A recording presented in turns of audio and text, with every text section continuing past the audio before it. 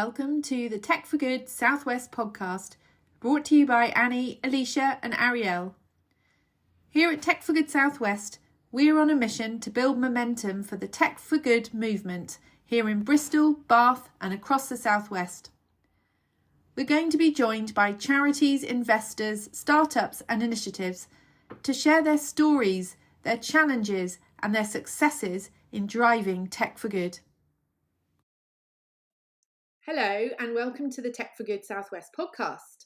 I'm Annie Legg and I'm going to be talking to one of the founders of the website and apps agency Modular Digital based in Bristol, Emma Millington. Hello. Hi Annie. Emma, it'd be great if you could tell us a little bit about who you are and what you do. Yes, of course. Morning. So I'm Emma Millington and I'm MD and Head of Customer Relations at Modular. We're a small digital delivery team, and I guess our outputs are websites and apps, but what we offer beyond that is really more about seeking out long-term relationships with clients and becoming part of their team and helping them with their digital strategy and deliveries internally. So yes, clients will come to us if they either want to launch a new product like a website or app, or conversely, they might have an existing website that's in need of some TLC, and then we'll bring that into our modular environment and then look after it and the team from there. And that's anything from sort of doing support and maintenance updates to longer term nurturing with additional content or features. And I think for a lot of the charities that we work with, having an iterative approach is really useful. Yeah, that's great. Thank you, Emma. And I know we've come across each other a lot through our work, and I know that you particularly focus on sort of charity sector clients, or at least those sort of clients that are definitely having social impact through the work that they do. I just wondered, what led you to that, and I guess what makes Modular Digital really focus on that sector as well at the moment. So I was thinking about Modular. I think one of our earliest projects was a pro bono website build for a charity called NACOA. They're the National Association of Children of Alcoholics, and they're still a client today. And I think what struck us about the guys, and probably very much so the other charities, that their values really reflected ours in how they operate and what they care about. The passion and dedication you get from the teams, I always get a sense that more is going into their projects than just the technical requirements. And you were talking about social impact, so I think that's a huge part of it. Most of the guys we're working with might be a small team doing really big things that are going to have huge impact and relevance. And a lot of their projects are not like just a website. They're going to be an online service, which may need to take on board considerations like emotional design or trauma-informed design, depending on who they're helping. And so when we're working on their products, they're a lot more complex, and the lens that you need to look through to approach it is much broader. And they've got to fight so much harder as well, just in terms of budgets and getting things done, that there are just so many good things about working with them that we just say we keep getting naturally gravitated back towards organisations who really care about what they're doing. Yeah, it sounds like when you were sort of introducing Modular as well, you obviously do those kind of like the website or the sort of application type projects, but then you stay involved obviously where you can. And I know that you've done several projects based in Bristol. I think you worked with, was it the North Bristol Advice Centre? You've also done some work, I think, with, is it Voices, and a couple of other organisations. So it would be great just to, I guess help us understand, the impact that the work that you do, will have had on organisations like that, because they're not, like you said, they're not, they don't have huge budgets, they don't have a lot of capacity, but I guess where the types of projects that you're doing, how it may have really sort of helped them in terms of their service delivery. So North Bristol Advice Centre is actually like a really great starting point. And the first piece of work we carried out for them was actually what I'm going to call like a digital tool. They provide advice to people who are looking for help with debt and financial affairs. And they had an online form, I suppose, that they wanted to create, which would help direct people to the right services, but also give them guidance along the way. The process can be quite complicated and difficult to achieve. So for us, we were tasked with helping them finalise, I guess, the user centred journeys within that form, thinking about the audiences using it, and then building it in something that was going to be sustainable and wouldn't need to be redone in a few years. And I think this form is a really good example of where digital can make a massive impact. It was so successful in terms of funneling the inquiries that the guys had to turn it off for a bit because they didn't, they obviously didn't want to be disappointing people and not being able to get back to them. So yeah, that's a really great starting point for those guys. And I think that that really highlights some of the challenges that particularly the smaller charity focused organizations face when they're trying to do something quite significant that's going to change the way they work. And I'd be Hmm. interested to know how you as a team maybe have to work differently when you're supporting projects like the one that you've just been sharing with us. Yeah. So I think some observations about charities and I guess some of the differences. The teams that we're working with, I think we see a higher frequency where the guys are part time or voluntary. So their resources are really strapped anyhow. And doing any digital project, if it's not your day to day responsibility, is quite a mean feat anyhow. I think being aware of budgets is another key thing. They are often trying to get things off the ground, and there may not be an internal budget. They may have been lucky and won a grant, but that's of a limited value. So when you're thinking about the solutions, you've got to take into account what can be delivered in the best way and the easiest way. And then I guess when we're looking at presenting designs and concepts, charity structures are different. We'll have the small team who we're normally liaising with directly throughout the project, but then they will have a board of trustees. And depending on the organisation, those trustees will have different levels of involvement. So, taking into consideration the unique needs of each charity, sometimes the process is just a lot longer. So, for example, if each design iteration is going to need trustee sign off, then we need to really think about, well, when are the trustee meetings? How much longer do they need? How can we facilitate that and make that just easier for them, for the team we're working with and the trustees to capture that wider view?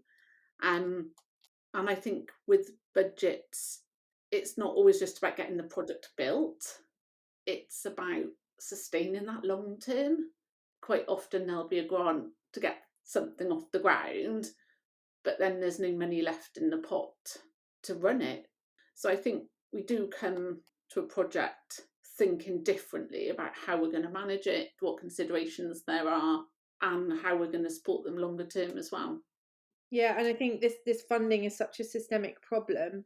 And your point around, just firstly, your point around working with the trustees and making sure that you are designing an approach that allows the space and time for the organisation in their own rhythms and ways of working Mm-hmm. to actually be part of that process and journey is really important. I think one of the things we've certainly learned is being able to go slower where you can and sort of build Mm-hmm. in ways of working that allow people to quite quickly come up to speed and not feel sort of left out of the process. But in terms Mm-hmm. of the project, obviously the project that you shared was, and many I think that you've worked on, the Mm-hmm. organisations have often already raised a grant or some funding to do the work. Is that what you most often see, that they've had to kind of almost advocate for the work that needs to be done and then go and find some funding from a relevant source to then be able to procure somebody like Modular Digital to support the project?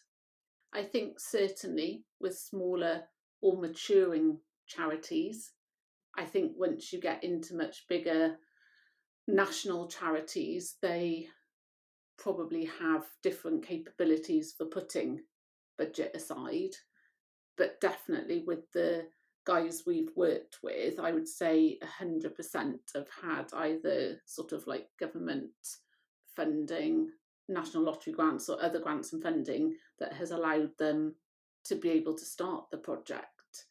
Yeah, it's so difficult, isn't it? And it's what we see all the time as well, because the project that you shared as well, the North Bristol Advice Centre, that was so enabling in terms of them being able to do Mhm. more of what they do. And yet there's just such an uphill battle to try and get the capacity, but also the financial resources to actually do the work. Very much so. And I think when we're taking on a project, we're always trying to think of what are going to be, you're talking about, the differences and the different challenges for the guys.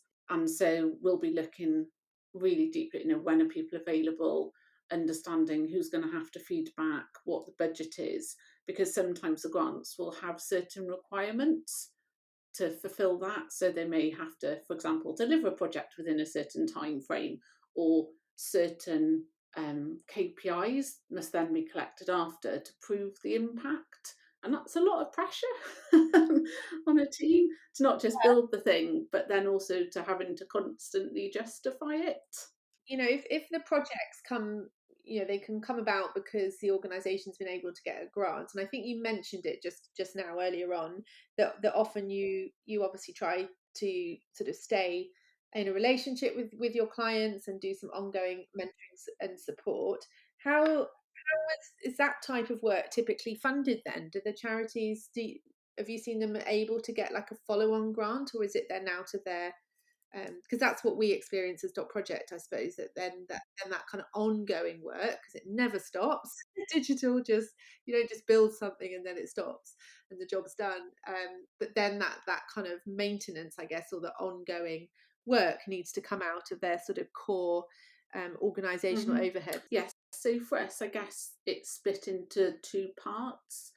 The ongoing maintenance and support, we've worked hard to pull together a package that is like super affordable and super flexible. So we know that some of the guys only get pots of money at certain times. So that could be an annual payment, or it could be split across the year.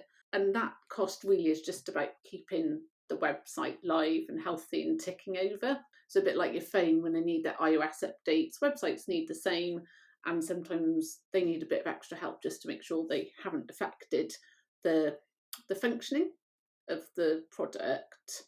So we keep that as minimal as possible, as affordable as possible. But that also then gives the teams a helpline and access to, I guess, a group of designers and developers that then, if they want to carry out further developments, that we can help them scope out what that looks like, what the impact and the benefit may be of carrying out that development, and then almost pulling together a proposal that they can then use to feed in to try and procure funding for it. So I'd say in most instances, the majority of the charities can cover the baseline of support and maintenance. But then if they want to add new functionality and iterate their platform, that's when they have to go back through that process to get money.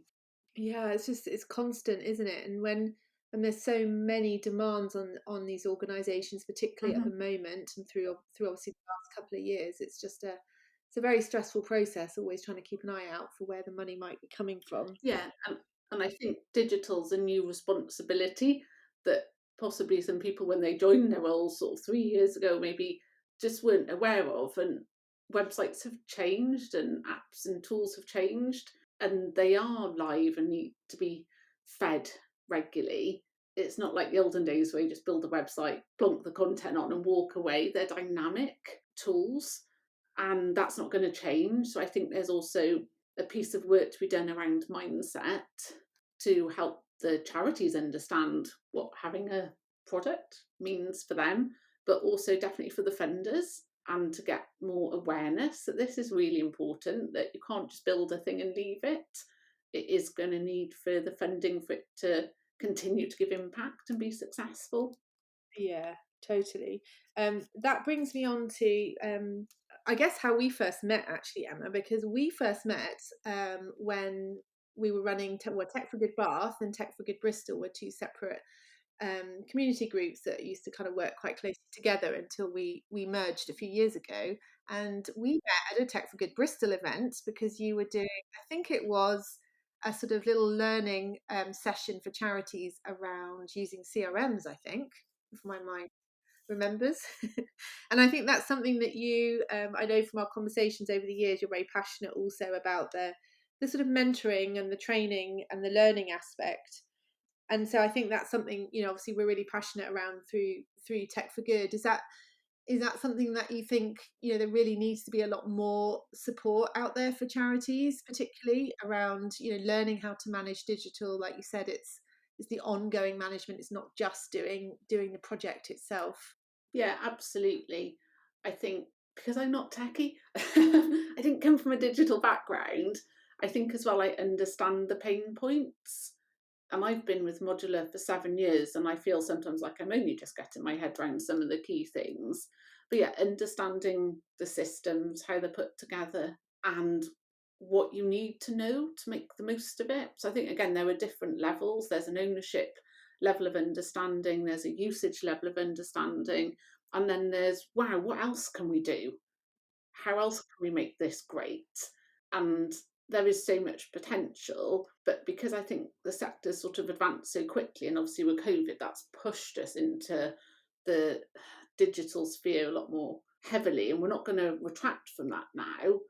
That yeah, there's gaps around knowledge about how to build a digital roadmap, how to use a CMS, how to budget and be aware of what those ongoing costs may be. And those are all things that we try and really furnish our clients with rather than just building the product. It's about helping them understand, helping them upskill, helping them internally know how to manage new projects and get the best out of them. We need to do more of that learning, don't we? It would be just amazing to have a bit more of a way to kind of ongoing support Mm-hmm. organisations, not just through the projects, but sort of afterwards Mm-hmm. as well. Yeah, Emma, you mentioned that actually you don't come from a sort of digital or technology background. Obviously, you've been doing that for the last few years. Just really interested to know, yeah, how, what led you to actually being involved Mm-hmm. in modular. Yeah, so no, it's mad. I mean, I was an ancient history student many years ago and had visions of being an academic and writing books about Greeks and Romans. Um, but I think that the jobs that followed after uni, they all focused on customer relationships and understanding people and really learning what people need and how to create good processes and offer amazing customer service in response to that. So the opportunity at Modular came up for an MD and someone to really take on board building their client relationships. And I just really loved the impact that they were making. And I could see that there was real potential to embrace the heart of that and help it grow. Yeah. And again, sort of some of the earlier clients like Nakoa, you could just see the passion of when those sorts of projects were talked about internally. And so over time, we have now, I guess, really sort of considered charity needs in particular and looked at how we can meet those needs, going back to things like, the affordable support, because we know they do face different challenges, but the impact and where we are now, we've got such amazing clients in our portfolio that I just feel really proud to work with them. And for me, that means a lot, having those longer term partnerships that aren't just about the task in hand. Yeah, it's more than that, isn't it? Because it sounds like you're able to constantly see the impact, and yeah, your cells, I guess, help with that Mm-hmm. journey as well. I think Tech for Good is very much at the heart of what you do. It's actually, you are actually technically building sort of websites, products, applications, really to support what the charities are doing. But I'd love to just get your point of view on what Tech for Good means. What does it mean to you? That is also a great question, Annie, because when I actually think of tech for good, I think of you as the tech for good angel from when we first met. Um, but no, beyond that, for me, tech for good really is not just about creating a static product that you think of like a website or app. It's about really crafting online services and building the best digital ecosystem to deliver the highest level of impact internally for the teams using those systems, for the organisation to help them meet their goals, and of course for the people who are going to be using the products looking for help or assistance. And really, I guess for us, it's helping people understand that ecosystem as well.